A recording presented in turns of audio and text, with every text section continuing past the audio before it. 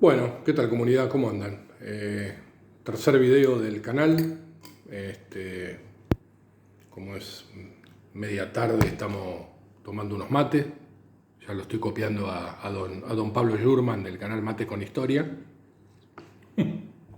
Pero bueno, hoy vamos a hablar de situaciones más actuales, no tanto de historia, como es la cuestión Milei, ¿no? Es decir, los errores, yo diría hasta no forzados, por atolondrado que ha cometido nuestro presidente, o nuestro actual presidente, desde que asumió. Prácticamente horas de haber asumido, comete su primer error político, inducido por su socio Mauricio Macri, su socio político. Sabemos que Milei ganó en las PASO, después en la general perdió con Sergio Massa, digamos, pero obviamente al forzar el balotaje, al Massa, al no llegar al 50+1, fuerza el balotaje y obviamente ya se sabía que si Milei se aliaba con Patricia Bullrich, que obviamente era un alfil o es un alfil de Mauricio Macri, todos esos votos iban a traccionar a favor de Milei, ¿no? Y bueno, fue lo que terminó pasando. Un efecto similar al del 2003 con Menem y Kirchner, ¿no? Nada más que Menem no se presentó, entonces de esa manera no perdió la elección, ¿no? Es decir, no llegó a sacar el 50% o el 51%, o el porcentaje mínimo que se le exigía para ser presidente electo en el 2003, y Kirchner había sacado un magro 21%, creo que menos que Ilia, que era históricamente el presidente constitucional que menos votos había sacado en la historia. Y bueno, como igualmente había balotaje, Menem no se presentó y al no presentarse, obviamente el poder quedaba en manos del que había resultado segundo, en este caso el gobernador de Santa Cruz, en aquel momento Néstor Kirchner. Y después lo que ya sabemos que vino. Esto era un escenario similar, lo que pasa que, bueno, obviamente Massa no iba a dar el brazo a torcer, el kirchnerismo no iba a dar el brazo a torcer, ni en este caso el partido peronista, porque en aquel momento eran peronistas contra peronistas, es decir, Menem contra Kirchner, Menem contra Duhalde, digamos, en cierto sentido, porque obviamente que el que cataliza que Kirchner se pueda poner como presidente, como candidato a presidente, es Duhalde, en esa sempiterna lucha que tenían Duhalde y Menem. En este caso no, en este caso era el peronismo contra la Libertad Avanza y obviamente el PRO, que había fracasado en las elecciones entre Rodríguez Larreta y Patricia Bullrich, pero bueno, dieron vuelta al resultado asociándose con Milei. ¿Qué pasó? Entonces, bueno, obviamente Massa prefirió obviamente redoblar la apuesta, pero bueno, obviamente que la derrota fue total. No digo total, pero bueno, fue una derrota importante, ¿no? Pocos días después había elecciones en Boca, unas elecciones muy polémicas, en donde enfrentaban obviamente al candidato de Mauricio Macri, creo que se llamaba Andrés Ibarra, y a Juan Román Riquelme, que ya era presidente de Boca con la gestión anterior de Ameal, pero ahora él se presentaba como presidente de Boca. Bueno, esto es materia sabida. Y todos sabemos muy bien que a pocos días de haber asumido como presidente, yo no recuerdo si habrán pasado 48 horas, después si ustedes quieren aclárenmelo, si tienen ganas de comentar algo, pero rápidamente el tipo fue a votar sabiendo que ni siquiera Macri se presentó a votar siendo el vicepresidente por la lista de opositora que lideraba Ibarra, pero bueno, se sabía en esta Argentina nueva que los segundos puestos ahora eligen a los primeros, ¿no? Cristina con Alberto, Macri con este Ibarra. Y Macri se tomó un avión y se fue, creo que a Emiratos Árabes, no sé por dónde se fue a hacer negocios, y él Milei se presenta a votar, es obviamente chillado por todo el mundo, es decir, silbado por todo el mundo, una gran silbatina, y que eso generó un primer traspié. Es decir, yo creo que este muchacho lo que no toma conciencia en algunas situaciones es que él primeramente es un princeps. Es decir, para los valores romanos un princeps es el primer ciudadano, pero el primer ciudadano tiene unas responsabilidades que le obligan a no tener por ahí la facilidad de vida social que puede llegar a tener un ciudadano común, ¿no? Y esto en Roma, por ejemplo, estaba muy marcado, principalmente en lo que eran los Pontifex Maximus o los Fiamendalis, Dialis, que se le llamaban, que eran personas que teóricamente eran los guardianes de la religión romana, pero que tenían un montón de, digamos, de parámetros a cumplir, y que la vida de ellos no podía ser igual de normal que la vida de un romano común. En un montón de cosas, no me voy a poner a enumerar. Para eso lean historia, o si quieren hacerlo más fácil, lean a Santiago Posteguillo, que se los explica muy bien en sus novelas de Julio César y de Trajano. Pero en este caso, él es presidente, se me movió, él es presidente de la nación, es el, obviamente, máximo poder ejecutivo, es decir, el líder del poder ejecutivo, y está sobre varias cosas, en el sentido de ir a votar a un club de fútbol, más allá de que sea socio, estés habilitado para votar, de subirte a un tanque de guerra en un desfile, más allá que seas el comandante en jefe de las Fuerzas Armadas, que lo puedes hacer en maniobras, porque tenés todo el derecho a hacerlo. Es más, sos el comandante en jefe de las Fuerzas Armadas, podés decir, me levanto, lo llamás al jefe de Estado Mayor del Ejército y decís, mire, yo dentro de una semana quiero dormir en el cuartel de la Escuela de Cazadores de Monte en San Javier, porque la verdad que tengo ganas de conocer el monte y que ustedes me enseñen su doctrina y su forma de operar. Y dentro de un mes me voy a dormir a la Escuela Militar de Montaña, General Juan Domingo Perón, en Bariloche. Y dentro de un mes quiero dormir en la Fragata Libertad. No sé, estoy tirando cualquier cosa, y lo puede hacer porque es el comandante en jefe de las Fuerzas Armadas, ¿no? Pero eso de en un desfile, subirse a un tanque, parece una boludez absoluta, y son gestos de atolondrado, ¿no? Entonces tenemos el primero, lo de Boca, lo segundo, lo del desfile del 9 de julio del año pasado, lo tercero, bueno, subió al poder, obviamente bardeando a China, sabiendo de que uno puede estar en acuerdo o en desacuerdo con el régimen político chino, pero obviamente sabemos que es un hegemón comercial, que los chinos, el comerciar del chino es tan antiguo como el comerciar de un árabe o de un judío, y esto no es despreciativo, forman parte del ADN de esas gens, digamos, llevan el comercio en la sangre, todos los orientales lo tienen. Yo les digo porque tuve compañeros en el secundario que eran coreanos, y obviamente les costaba mucho hablar el castellano, no entendían nada de historia, por ahí de geografía más o menos, pero ahora a la hora de las matemáticas, de la física, de la química, de la tecnología, los mejores puntajes los tenían ellos, y nosotros, los argentos, veníamos bastante para atrás. Así que imagínense que el dominio de las matemáticas lo tienen ya en su ADN. Bardeando a los chinos, después tuvo que darse cuenta de que no, porque seguramente le habrán dicho, no bardees a uno de los hegemones comerciales, tené cuidado. Después dio la vuelta, porque obviamente que los chinos nos han prestado plata con el tema del swap y todo eso. Entonces el tipo que te está ayudando, trata de no morderle la mano, no lo bardees, ¿no? Bueno, esta es una. Otra que me viene a la cabeza es lo mal, bueno, pero esto es un problema sempiterno que tiene el Poder Ejecutivo Nacional, es decir, la Argentina. Su política exterior siempre errática, siempre complicada, siempre turnista. Nunca hay una política de Estado desde el punto de vista de las relaciones internacionales, como sí, por ejemplo, lo tiene Brasil, porque bueno, digamos que Brasil desciende de Portugal y Portugal siempre tuvo una capacidad muy alta a nivel negociación. Siempre se decía que España perdía en las mesas de negociaciones lo que había ganado en los campos de batalla, y Portugal era al revés, cuando Portugal se independizó, obviamente.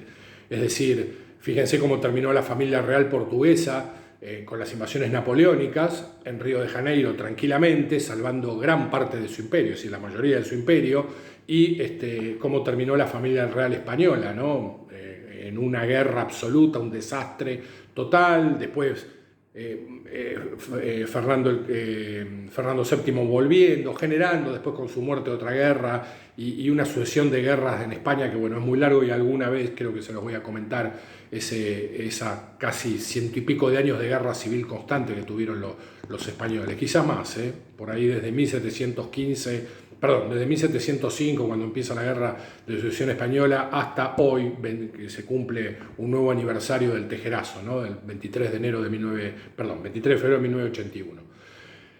Entonces vuelvo con Milei. Lo veo que comete errores de atolondrado, y bueno, y llegamos, ya le digo, al tema por ejemplo, del manejo de las relaciones internacionales erráticas, al mando de una persona que me parece que tiene un vasto nivel intelectual y académico, como es, calculo que ser doctora, Diana Mondino, la cual merece mi respeto porque, bueno, aparte también es colega de una persona a la cual yo admiro mucho, y que seguramente mañana le voy a estar recomendando un libro de él, o en unos días, que se cumple un nuevo aniversario de la batalla de Ituzaingó. Estoy hablando de Emilio Campo, que iba a ser parte de este equipo, del equipo económico de Javier Milei, y a último momento se bajó, por algo habrá sido.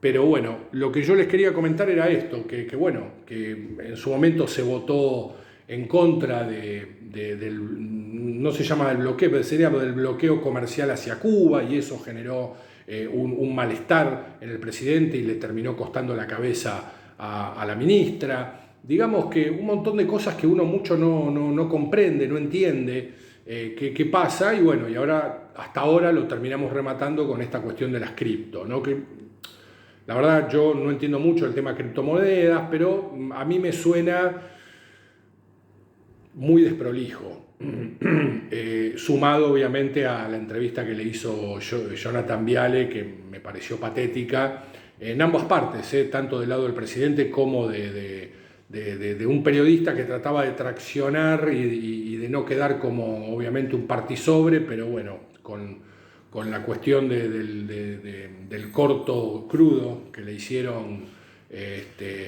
y que no editaron. Bueno, obviamente quedó como un pobre diablo, ¿no? Esa es la lectura que se da, y después toda la pasada de factura entre periodistas. Bueno, digamos que no es un ambiente donde la camaradería reine a sus anchas.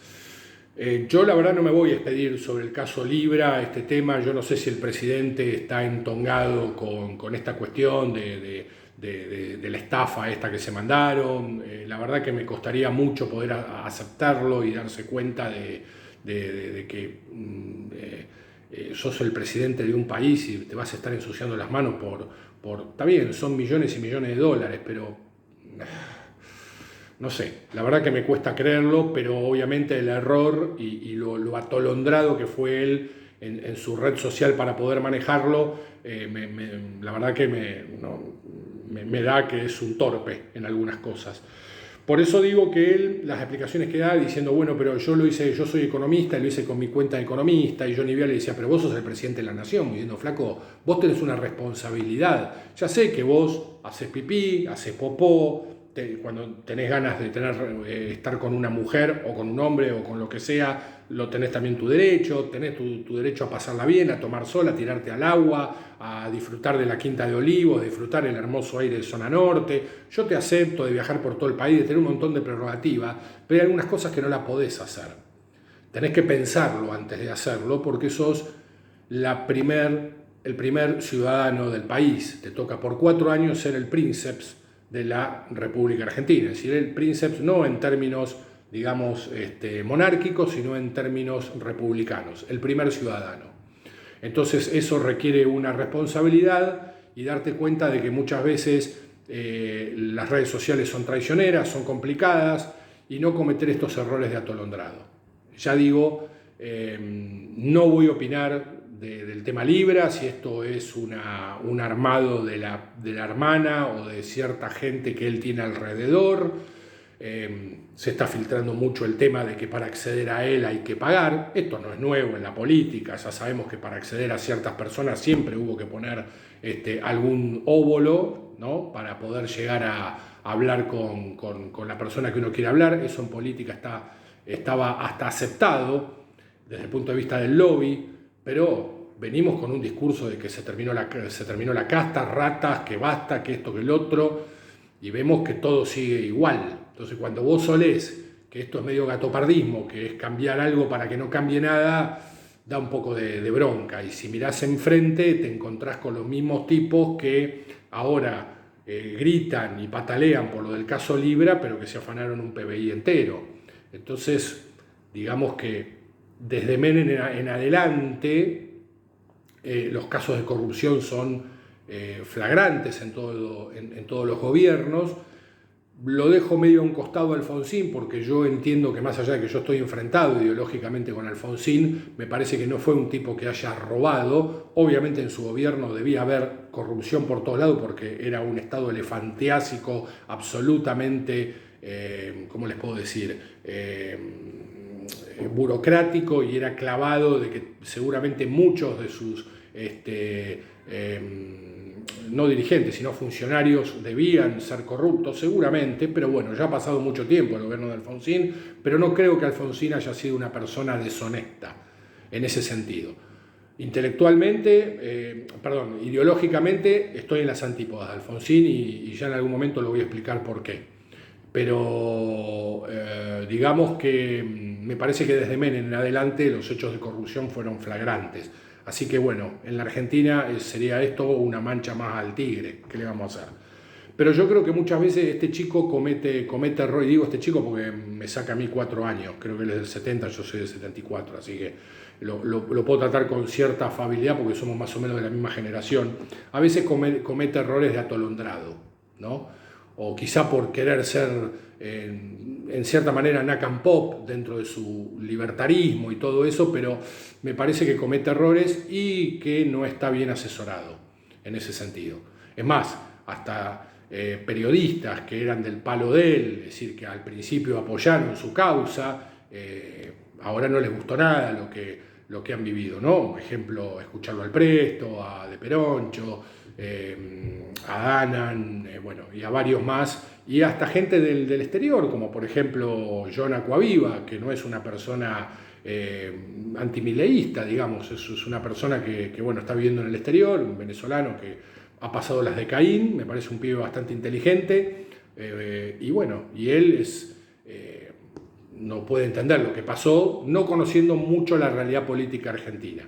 Pero hablándolo respetuosamente y con mucho criterio, yo la verdad, como no tengo nada que perder ni ganar en este canal, les recomiendo que vayan a visitar esos canales, porque la verdad que hay gente que está peleando y ganando la guerra cultural, que obviamente se la estamos declarando a los medios masivos de comunicación. Yo por lo menos desde la época de la pandemia, donde me di cuenta de que verdaderamente el veneno estaba en la caja boba, y que había otros sistemas alternativos para poder agenciarnos noticias y poder generarnos nuestra propia opinión pública, o opinión privada, que es la suma de esas opiniones privadas da la opinión pública.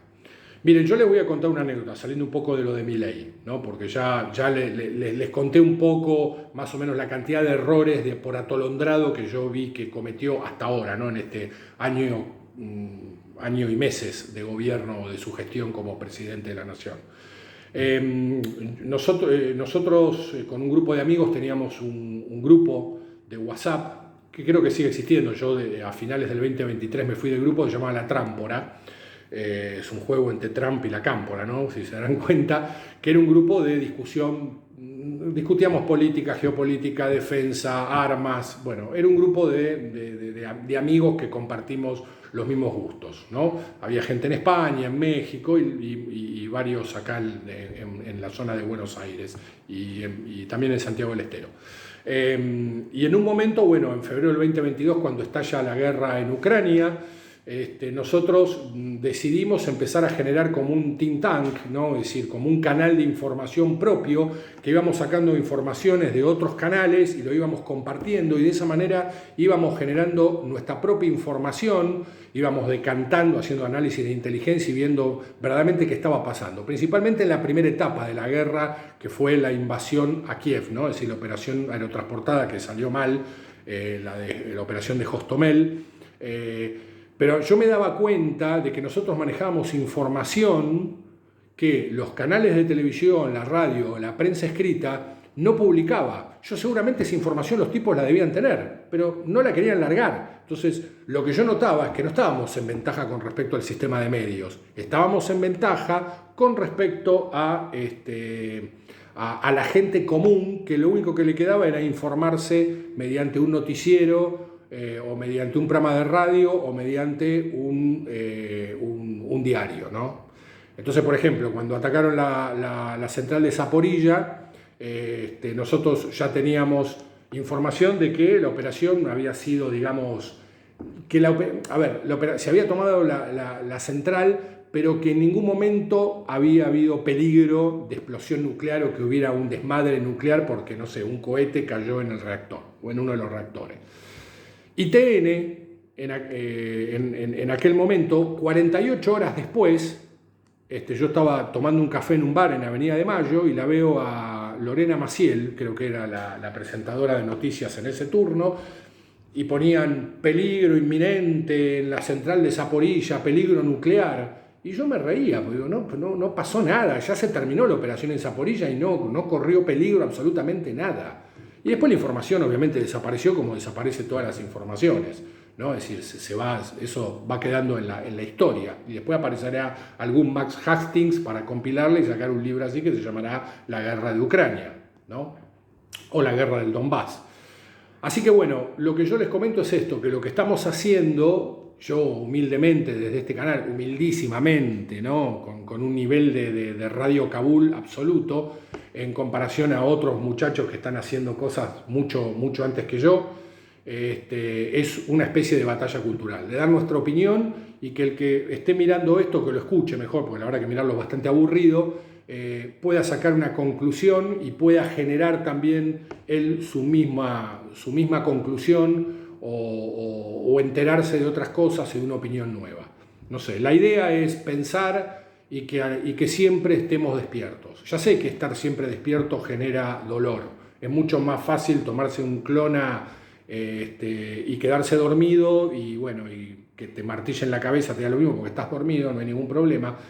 Estar despierto tiene su coste, ¿no? Despierto desde el punto de vista de lo que pasa en el mundo es complicado y muchas veces es doloroso. Pero bueno, es la única manera de que no te tomen por boludo.